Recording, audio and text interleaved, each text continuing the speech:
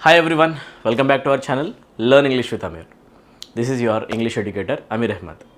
Guys, ఈ వీడియోలో మనం డైరెక్ట్గా ప్రిపోజిషన్స్ రిలేటెడ్ క్వశ్చన్స్ కొన్ని ఎగ్జామినేషన్లు ఎక్కువ వస్తున్నాయి. స్టూడెంట్స్ ఎక్కువగా నన్ను డౌట్ అడుగుతున్నారు. టిల్ అండ్ అంటిల్ అనే ఈ టూ ప్రిపోజిషన్స్ గురించి ఒక వీడియో చేయండి సార్ అనేది రిక్వెస్ట్ అనమాట. ఈ వీడియోలో ఈరోజు ఓన్లీ టిల్ అంటిల్లే కాకుండా అప్ అంటిల్ అనే యూసేజ్ అండ్ బై కంపారిజన్ చేసి కంప్లీట్ ఒక వీడియో వేయడానికి ట్రై చేస్తున్నాను. ఓకేనా? So I hope this will be useful for you. Right, so begin చేద్దాం డైరెక్ట్గా డిస్కషన్లోకి. టిల్ అంటిల్ ఒకటే కాదు క్లాష్, యాక్చువల్లీ డిస్కషన్లో మీకు ఇవి కూడా రావాలి. రైట్, ఎగ్జామినేషన్లో క్వశ్చన్స్ వచ్చినప్పుడు ఏ సిచ్యువేషన్లో ఏది యూస్ చేస్తాం. బట్ గుర్తుపెట్టుకోండి, all these prepositions are time expressions. Actually time related prepositions అనమాట. అన్నీ కూడా టైంనే చూపిస్తాయి. ఓకే, సో చూడడం స్టార్ట్ చేద్దాం. ఓకేనా? So for those students who are interested in learning the complete English course from me, మీరు మన యాప్ డౌన్లోడ్ చేసేసుకొని, యాప్ లింక్ అనేది మీకు కింద కనిపిస్తుంది అనమాట కామెంట్ సెక్షన్లో, డౌన్లోడ్ చేసుకొని కంప్లీట్ కోర్సెస్ వినొచ్చు. కోర్సెస్ ఇన్ఫర్మేషన్ మీకు వీడియో ఎండింగ్లో ఇవ్వడానికి ట్రై చేస్తాను. సో ఎండింగ్ వరకు ట్యూన్ అయ్యి చూస్తూ ఉండండి. ఓకే, సో ఈరోజు డైరెక్ట్గా కాన్సెప్ట్లోకి వచ్చేద్దాం నాన్న, without wasting any second. So by అనే వర్డ్ని జనరల్గా ఎందుకు యూస్ చేస్తాం? రైట్, సో బిగిన్ చేద్దాం. ఒక్కొక్క ప్రిపోజిషన్ ఒక్కొక్కసారి తీసుకొని దాని డిస్కషన్ చూద్దాం అనమాట. బైని ఎందుకు యూస్ చేస్తామంటే సింపుల్గా గుర్తుపెట్టుకోండి, the preposition by is generally used when we want to talk about dead line.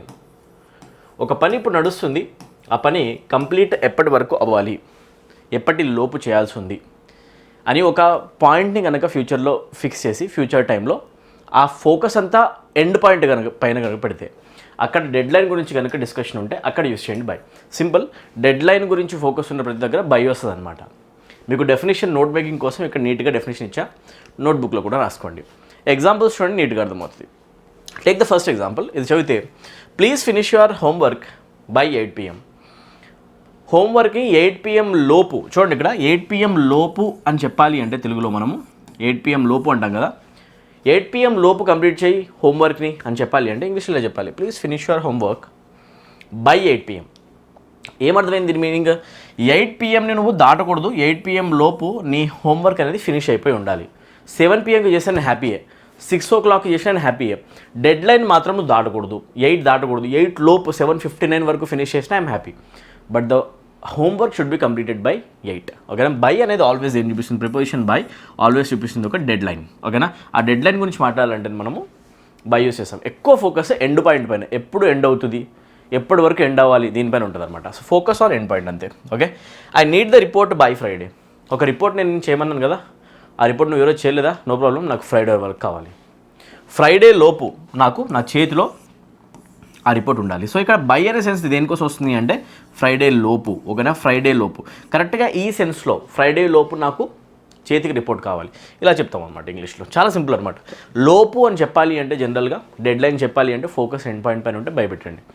ఇప్పుడు మీకు డౌట్ రావాలి, అంటిల్ ఆర్ టిల్ ఎందుకు యూస్ చేస్తాం? ఒక్కొక్కటి తీసుకుందాం. ఓకేనా? టిల్ యూసేజ్ ఎందుకు వస్తుంది? ఫోకస్ చేస్తే టిల్ దేని చూపిస్తుంది అంటే ఏదైనా పని నడుస్తుంది, and action is going on right now. ఆ యాక్షన్ ఎంతసేపు కంటిన్యూ అవుతుంది, ఎంత వరకు నడుస్తుంది. Focus is not on the dead line, not on the end point, the focus is actually on the continuation. ఎంతసేపు నడుస్తుంది, కంటిన్యూషన్. సో యాక్షన్ కంటిన్యూషన్ పైన కనుక ఫోకస్ చేస్తే, నీట్గా అర్థమయ్యేది చెప్తా, వింటుండండి. ఓకేనా? యాక్షన్ కంటిన్యూషన్ పైన కనుక ఫోకస్ చేస్తే అక్కడ టిల్ యూస్ చేయాలి. ఇమాజిన్ ఎగ్జాంపుల్ చూద్దాం. ఓకేనా? చూస్తే the store is open till 10 PM. ఒక స్టోర్కి నేను కాల్ చేసి మెడికల్ స్టోర్కి అన్నాను, ఇప్పుడు ఓపెన్ ఉందా మీ షాప్ బ్రదర్ అని అడిగితే షాప్ ఓపెన్ ఉంది అన్నాడు. ఎప్పటి వరకు ఓపెన్ ఉంటుంది అని అడిగా. అన్నాడు అతను, ఏంటి అంటే the store is open till 10 PM. ఇప్పుడు ఓపెన్ ఉంది అండ్ కంటిన్యూగా ఉంటుంది, ఓపెన్ ఓపెన్ ఓపెన్. ఎప్పటి వరకు ఓపెన్ ఉంటుంది? 10 o'clock వరకు. ఫోకస్ యాక్చువల్గా ఈ డెడ్ లైన్ పైన లేదు. ఫోకస్ అనేది యాక్చువల్ దేనిపైన ఉంది అంటే కంటిన్యూషన్ పైన. అంటే 10 PM లోపు ఎప్పుడైనా కూడా అక్కడికి వెళ్ళొచ్చు, కంటిన్యూస్గా ఓపెన్ ఉంటుంది స్టోర్. Yes no? సో ఆ డెడ్ లైన్ పైన ఫోకస్ లేకుండా యాక్షన్ కంటిన్యూషన్ పైన కనుక ఫోకస్ ఉంటే అక్కడ టిల్ యూస్ చేయాలన్నమాట. ఇది చాలా సింపుల్. ఓకేనా? రైట్, సో ఇదే స్టేట్మెంట్ని భయపెట్టి చెప్పాలి అంటే the store will be closed by 10 PM.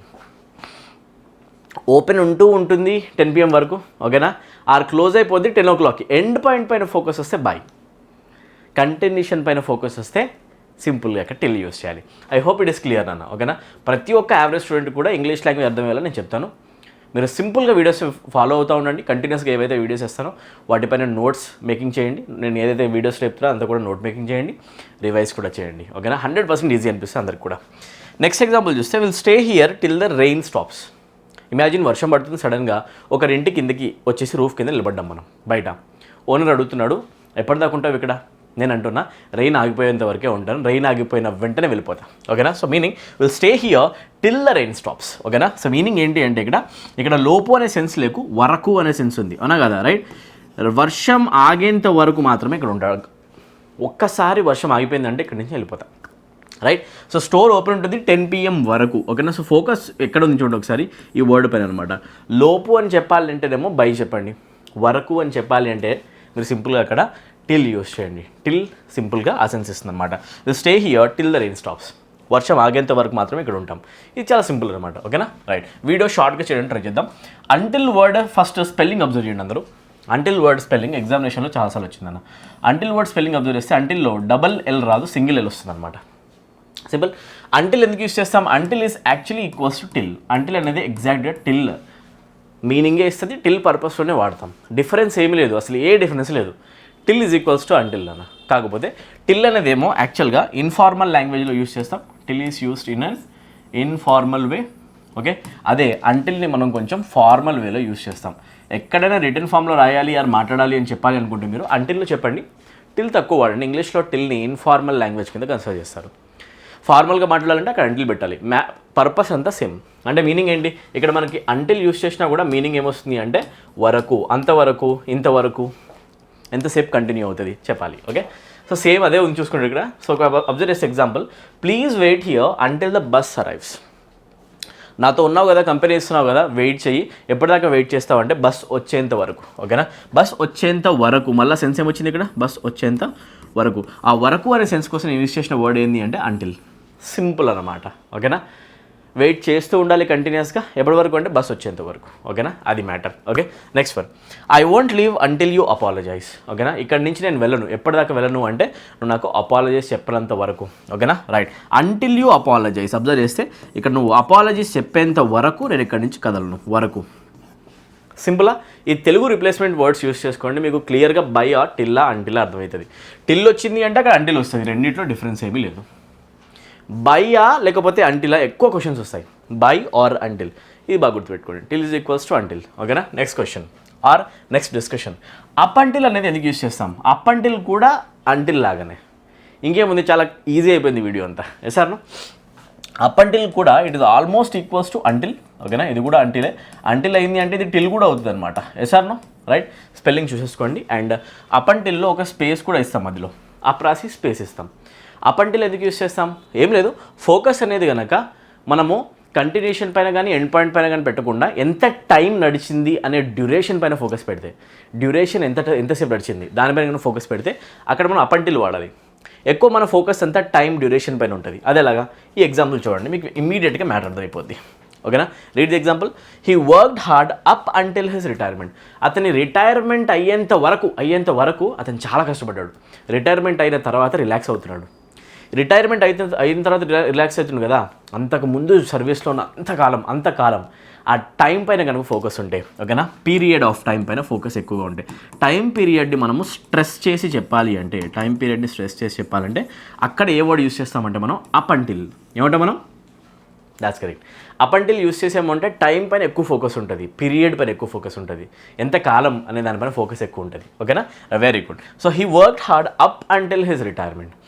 రెడీగా ఉండండి, నేను ఓన్లీ థియరిటికల్ పార్ట్ చెప్పి వదిలిపెట్టను, మీకు లాస్ట్లో క్విజ్ కూడా ఇస్తా. ఓకేనా? రెడీగా ఉండండి. Come on. Up until last year I had never travelled abroad. ఓకేనా? నా జీవితంలో లాస్ట్ ఇయర్ వరకు కూడా నేను ఎప్పుడు కూడా ఫ్లైట్ ఎక్కలే, వేరే కంట్రీస్కి పోలే. ఓకేనా? నేను బయట కంట్రీస్కి, అబ్రాడ్ కంట్రీస్కి ఎప్పుడు వెళ్ళాను అంటే లాస్ట్ ఇయర్ అనమాట. అప్పటిదాకా అన్ని ఇయర్స్ టైం పీరియడ్ గురించి మాట్లాడుతుంది చూసారా, ఆ టైం పీరియడ్ గురించి మాట్లాడాలంటే నేను యూస్ చేసిన వర్డ్ ఏంటంటే up until. This is simple my dear. I hope things are understandable. ప్రతి ఒక్కరికి అర్థం కావాలనేది నా ఒపీనియన్ అనమాట. ఓకే, సో ఇక్కడ చూడండి ఏం జరుగుతుంది. ఇక్కడ దాకా మనకి అర్థమైంది. Till is equals to until, until is equals to up until almost. ఓకేనా? బై ఒక్కటే డెడ్ లైన్ని చూపిస్తుంది. ఇది చూస్తే you have until May 27th to bring the book back to the library. ఇక్కడ అబ్జర్వ్ చేయండి, you have until May 27th to bring the book back to the library. లైబ్రరీకి నువ్వు బుక్ తిరిగి తీసుకొని రావడానికి నీకు 27th వరకు టైం ఉంది అని చెప్తున్నాం. ఓకేనా? ఈ స్టేట్మెంట్ అబ్జర్వ్ చేస్తే బుక్ ఆల్రెడీ నీ దగ్గర ఉంది, అయితే ఆ బుక్ పొజిషన్ అనేది నువ్వు కంటిన్యూ చేయొచ్చు, ఓకేనా. ఇప్పుడు ఉంది కదా దగ్గర, నో ప్రాబ్లం, కంటిన్యూ చేయి. Continue to have the position, continue to hold it. ఎప్పటి వరకు అంటే May 27th వరకు నువ్వు దాన్ని హోల్డ్ చేయొచ్చు. కంటిన్యూషన్ పైనే ఫోకస్ ఉంది కాబట్టి మనం అక్కడ అంటిల్ యూస్ చేయొచ్చు, నో ప్రాబ్లం. దీన్నే డెడ్లైన్లో కూడా చెప్పొచ్చు. అలా ఎలా చెప్తాం? బై యూస్ చేసి. ఒకసారి చూడండి, ఓకేనా. You must bring the book back to the library, ఓకేనా. డాష్ బై May 27th అన్నా అనుకోండి. ఇప్పుడు అబ్జర్వ్ చేసుకోండి, ఇక్కడ ఆల్రెడీ బై ఉంది కదా, డాష్ ఇది ఇంకా అవునా కదా, రైట్. ఫిల్ చేసుకోండి. అంటిలా లేకపోతే బయ్యా, ఇలా అనుకోండి పని. అంటిలా లేకపోతే బయ్యా. అబ్జర్వ్ చేస్తే you must bring the book back to the library by May 27th అనాలా లేకపోతే అంటిల్ అనాలా? ఇంతకుముందు స్టేట్మెంట్లోనేమో ఆల్రెడీ నీ దగ్గర బుక్ ఉంది కదా, నువ్వు కంటిన్యూ చేయొచ్చు, నీ దగ్గర ఉంచుకోవచ్చు. ఎప్పటి వరకు? May 27th వరకు. కంటిన్యూషన్ పైన ఫోకస్ ఉంది కాబట్టి అంటిల్. ఈసారి డైరెక్ట్గా చెప్పి పడేస్తాం ఏంటి అంటే, బుక్ నీ దగ్గర ఉంది కదా, గుర్తుందా? డెడ్ లైన్ ఏంటి అంటే రిటర్న్ ఇవ్వాల్సింది May 27th. May 27th లైబ్రరీలో మళ్ళీ బుక్ ఉండాలా. ఇక డెడ్ లైన్ గురించి డిస్కషన్ ఉన్నప్పుడు అంటిల్ యూసేజ్ రాదు. ఏమొస్తుంది అంటే బై అనమాట. ఇది చాలా చాలా సింపుల్, ఓకేనా. So very good. అక్కడక్కడ కొన్ని కాంప్లికేషన్స్ కూడా వస్తాయి, అదేంటి చూద్దాం మెల్లమెల్లగా, ఓకేనా. ఇప్పుడు చూడండి, ఇది స్టేట్మెంట్ని మనం ఒకసారి టిల్ యూస్ చేసి అంటిల్ యూస్ చెప్పొచ్చు, బై కూడా యూస్ చేసి చెప్పొచ్చు. ఎలా? I work till 5 o'clock tomorrow, right. ఈరోజు నేను ఒక షిఫ్ట్లో జాయిన్ అయ్యాను, షిఫ్ట్ స్టార్ట్ అయిపోయింది నాది. నా షిఫ్ట్ ఎప్పటి వరకు నడుస్తుంది అంటే I will work till 5 o'clock tomorrow. రేపు 5 వరకు నా వర్క్ అనేది ఏమవుతుంది? కంటిన్యూ అవుతుంది. నా the work is happening now, it will continue. నా జాబ్ కంటిన్యూ అవుతుంది. ఎప్పటి వరకు అవుతుంది అంటే 5 o'clock.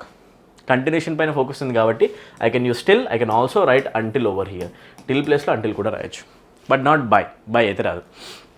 అదే స్టేట్మెంట్ని ఇంకొకలాగా చెప్తే I will have finished my work by 5 o'clock tomorrow, ఓకేనా. ఇప్పుడు చూడండి, నేను వర్క్ చేసుకుంటూ 5 o'clock వరకు ఉండాలి టుమారో. ఇదొక స్టేట్మెంట్ అయితే. ఇప్పుడు అబ్జర్వ్ చేస్తే నా వర్క్ అనేది రేపు 5 o'clock వరకు ఫినిష్ అయిపోతుంది, రైట్. చూడండి, నా వర్క్ అనేది ఫినిష్ అయిపోతుంది. ఎప్పటివరకు ఫినిష్ అవుతుంది? ఒక డెడ్ లైన్ వరకు, ఓకేనా. 5 o'clock అనేది డెడ్ లైన్ పెట్టుకున్నాం. ఆ 5 o'clock వరకు మన పని అయిపోతుంది అని చెప్పాలి అంటే I will have finished my work by 5 o'clock tomorrow. ఇక్కడ కంటిన్యూషన్ పైన ఫోకస్ కంటే ఎక్కువ ఎండ్ పాయింట్ పైన ఫోకస్ ఉంది. అర్థమవుతుందని అనుకుంటా. Yes or no? రైట్. చాలా నెక్స్ట్ ఈ క్వశ్చన్ మీరు ఆన్సర్ చేయండి, మీకు నిజంగా అర్థమైతే. ఇక్కడ బై రావాలా లేకపోతే అంటిల్ రావాలా? Allen came yesterday. అలెన్ అనే పర్సన్ ఎస్టర్డే వచ్చాడు, ఓకేనా. He will stay with us dash the weekend వరకు ఉంటాడు.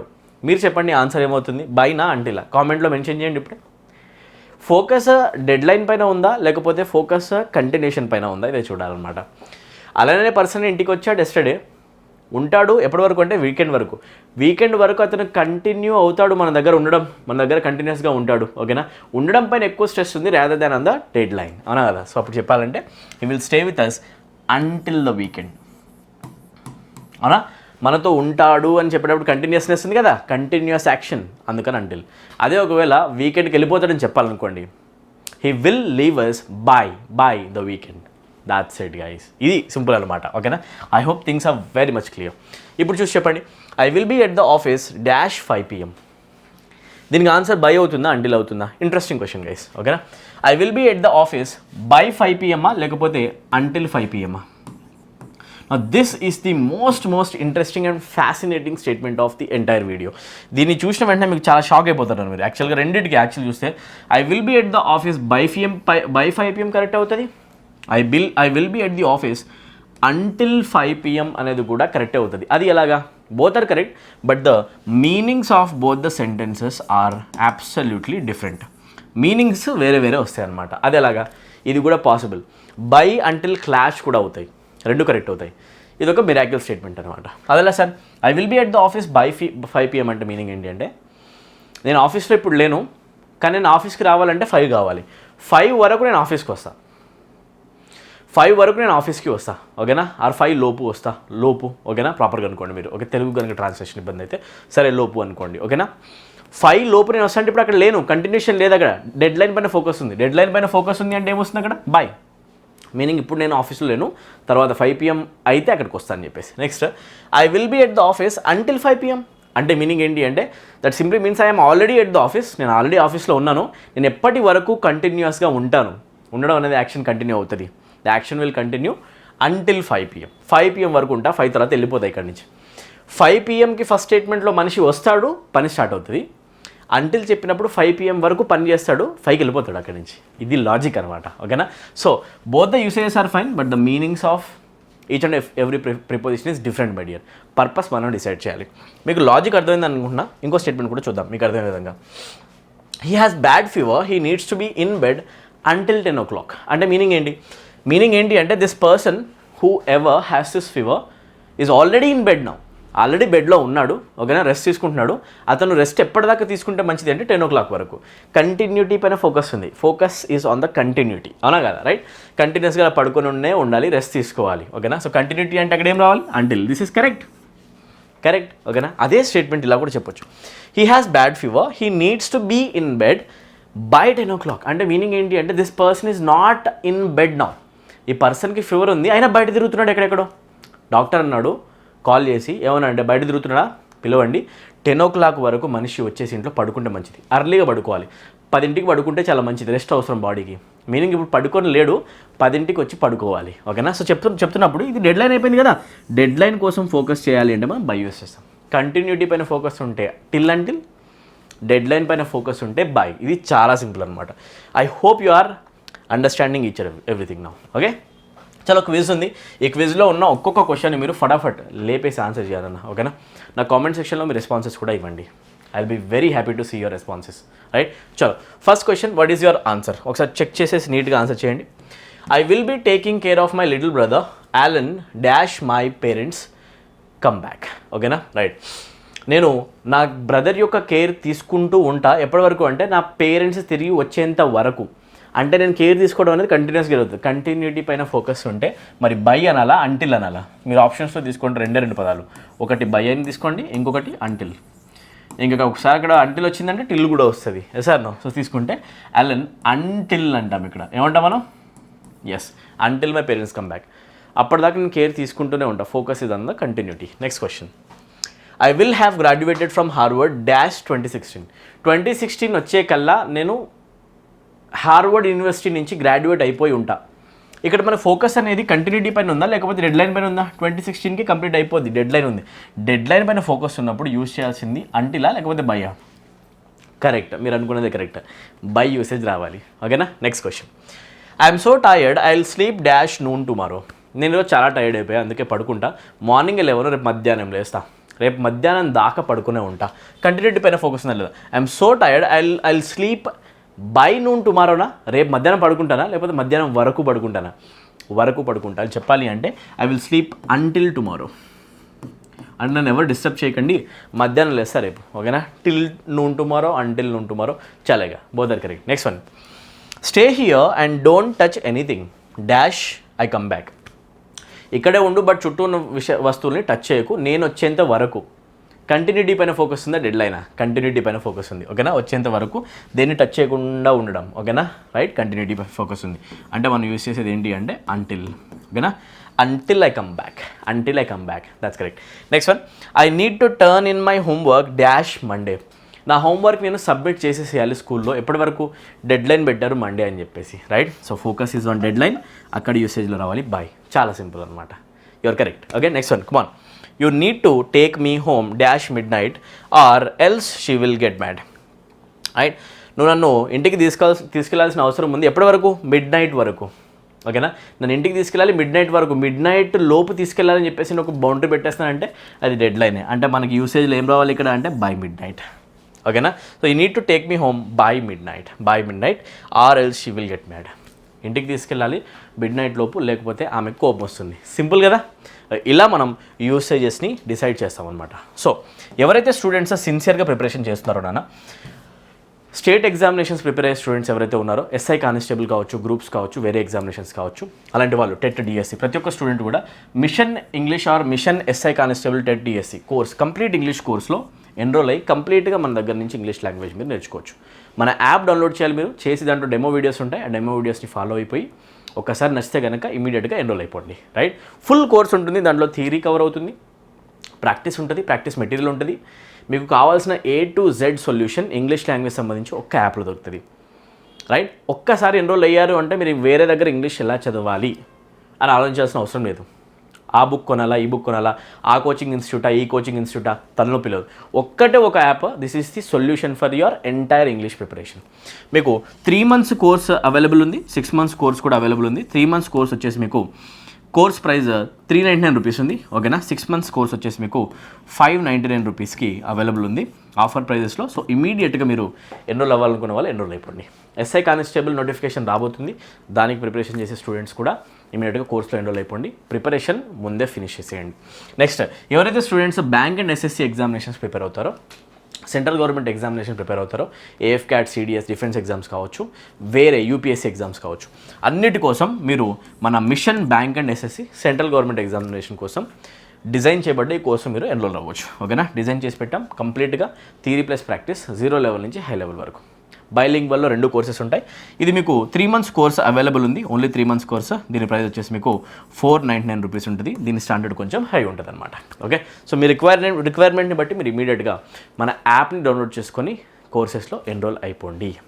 ఓకేనా, యాప్ లింక్ అనేది కామెంట్ సెక్షన్లో పెడతాను అండ్ డిస్క్రిప్షన్లో పెడతాను. అండ్ ఎవరైతే స్టూడెంట్స్ వీడియో ఎండింగ్ వరకు చూసి ఇప్పటిదాకా సబ్స్క్రైబ్ చేసుకోలేదో, please subscribe to our channel right now. Subscribe చేయండి ఇప్పుడే అండ్ బెల్ ఐకాన్ని ప్రెస్ చేయండి. ఓకేనా, అండ్ వీడియో నచ్చితే కనుక ప్లీజ్ లైక్ చేయండి. మీరు చేసే ఆ లైక్సే నాకు చాలా చాలా ఎనర్జీని ఇస్తాయి, ఎంతూజియాజంని ఇస్తాయి. నెక్స్ట్ వీడియోస్ ఇంకా చేయాలి నా స్టూడెంట్స్ కోసం. ఆ ఫీలింగ్ నేను ఓన్లీ లైక్ల ద్వారా పొందుతాను అనమాట. సో నాకు కనుక మీరు ఒక ఎనర్జీ బూస్ట్ ఇవ్వాలి అనుకుంటే please like my videos, subscribe to the channel and maximum number of స్టూడెంట్స్కి షేర్ చేయండి. నా ఛానల్కి మీరు సపోర్ట్ చేయాలనుకుంటే please share the videos. Maximum number of స్టూడెంట్స్కి షేర్ చేయండి. ఇంగ్లీష్ ఇబ్బంది అనుకునే ప్రతి ఒక్క స్టూడెంట్ చేతికి మన యూట్యూబ్ ఛానల్ అయితే అందేలా చేయండి. ఇది ఒక్కటి నా రిక్వెస్ట్ అనమాట. Please share our videos. Okay, like చేయండి, డౌట్స్ ఉంటే కామెంట్ చేయండి. ఓకేనా, సబ్స్క్రైబ్ ఇమీడియట్లీ. కలుద్దాం నెక్స్ట్ వీడియోలో. మీకు ఏ టాపిక్ అయినా ఒకవేళ డౌట్ ఉంటే దానిపైన వీడియో కావాలంటే కామెంట్ సెక్షన్లో మెన్షన్ చేయండి. And meet in the next video. Thank you, take care, good day and all the very best for your preparation guys.